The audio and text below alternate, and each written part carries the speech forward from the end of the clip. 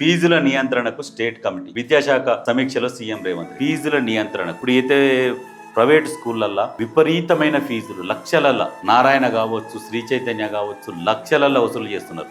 ఫీజుల నియంత్రణకు ఒక కమిటీ వేసిరు. ఫీజులు ఇంతనే ఉండాలి. కొంతమందికి ఏంటంటే ప్రైవేట్ స్కూళ్ళలో చదవాలని షోక్ ఉంటుంది. ఆ షోక్ ఉంటుంది. వీళ్ళేమో ఆర్థికంగా వెనుకబడి ఉంటారు. ఇప్పుడు వాళ్ళు చదివిపిస్తున్నారని వీళ్ళు చదివించాలని పోటీకి చదివించాలన్న ఆలోచనతోని వీళ్ళు అప్పులు చేసి ఆర్థికంగా వెనుకబడిపోతున్నారు. అది కూడా గమనించి స్కూళ్ళ ఫీజులు నియంత్రణ చేస్తే చలో ఇక వాళ్ళ సంతోషం ఎందుకు కాదనాలి. పోండి ఫీజులు నియంత్రణ చేస్తే చదివించుకోండి. ఎక్కడ చదివించుకున్నా ఏం లేదు.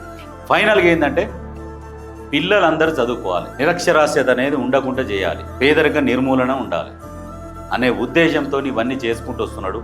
ఈ విజన్ గినక అర్థమైనోడు ఎవడైనా రేవంత్ రెడ్డికి సెల్యూట్ కొట్టాల్సింది.